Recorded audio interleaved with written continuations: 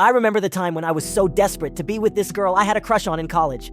One day I decided to make a grand gesture to show her how much I cared.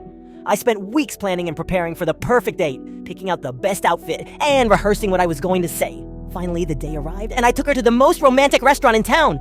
But as soon as we sat down, I realized that I had left my wallet at home. I was mortified, but too embarrassed to admit my mistake to her, so I decided to play it cool and pretend that everything was fine.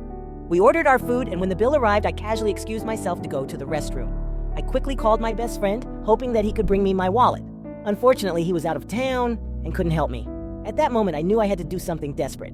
I started looking for a way out of the restaurant without paying the bill. I pretended to get a phone call and made a run for it, leaving my date sitting alone at the table. Later that night, I called her to apologize and explained what had happened.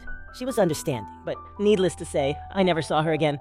Looking back, I realized how foolish and immature I was to try to impress her by pretending to be someone I wasn't.